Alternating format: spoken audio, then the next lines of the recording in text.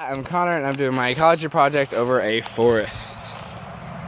Woo, go forest. Alright, so for competition, we have birds that'll compete with other birds for trees to nest in, food to eat, you know, all the good stuff birds eat and do.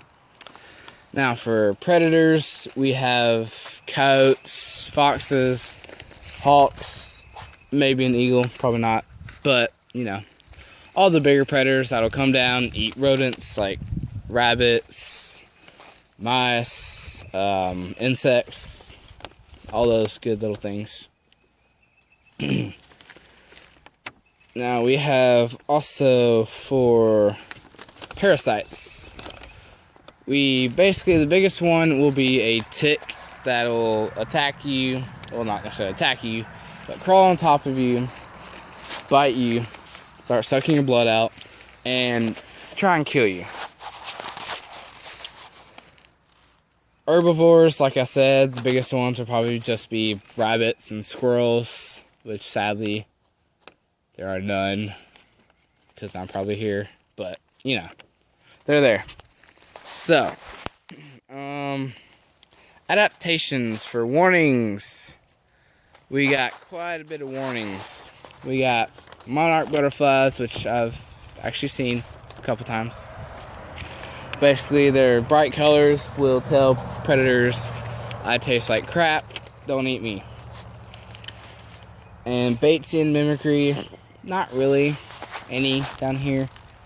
I don't know of an animal that would try to bait someone to it. I don't know. I personally don't know any, but, you know.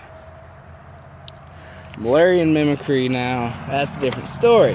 We got insects like yellow jackets, bees, you know, that mimic the more dangerous kind that are actually sickening to eat. And we have also butterflies that will mimic a monarch to basically say, we're delicious, but because we look like a monarch, we taste like crap. Mutualism, there's quite a bit of mutualism. I mean, there is vines in the trees that I don't see as being parasites because they climb up the trees and get more sunlight, while the tree is unaffected. It's just like, what's up, vine? You can hang off me. While the vine climbs up it to get more sunlight. Now, for my two organisms that I will be discussing, one of them is a worm, which I have gloriously prepared. We have a nice little worm. Kind of dark. Sorry. Shade. Yeah, there it is. Alright, so now this nice little worm, it has a niche of basically eat dead stuff and poop it out as fertilizer. And basically, there's a lot of things that'll eat it. We've got birds, maybe small rodents, and maybe, if provoked, I guess, a bigger organism that eats a smaller one that has it in its mouth. And what just one worm can't really alter its ecosystem. I guess if you have enough worms, then I guess enough will decompose whatever it needs to get the stuff that needs to be dead out of the way.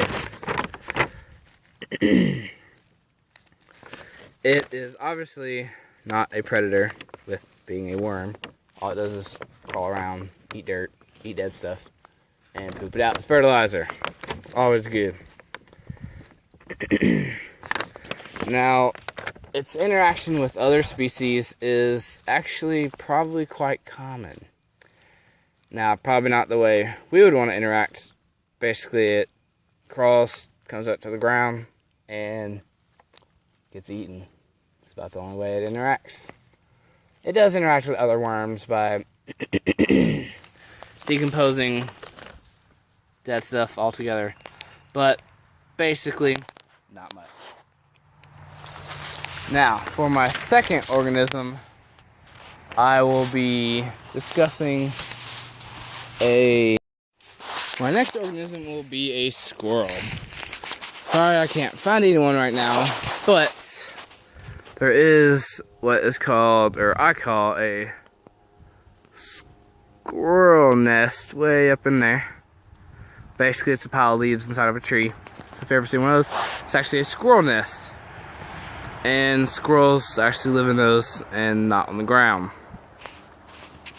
But basically, for a squirrel, its niche is to pick up nuts. It is very nutty. It likes nuts. And basically get nuts away.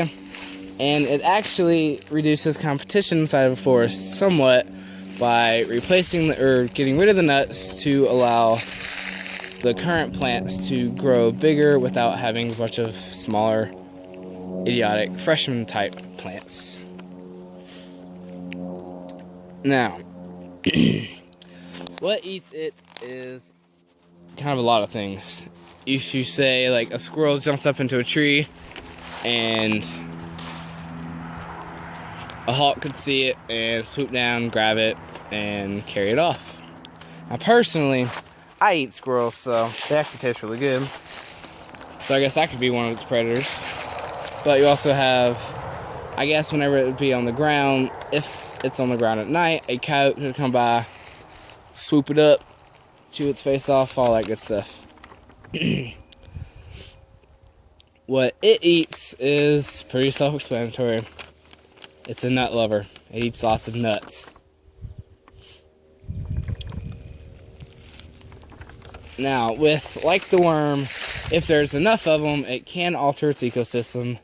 If it takes away too much nuts, then there won't be any more trees to grow after all the current ones are dead.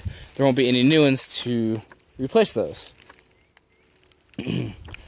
And it does interact very closely with other organisms. Obviously, we have birds and squirrels love trees. There's another squirrel nest.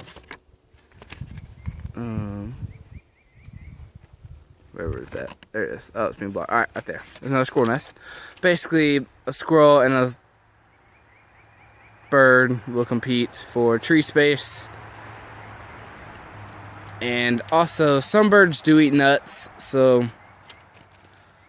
not much, not the acorns that we know, but kind of the smaller nuts.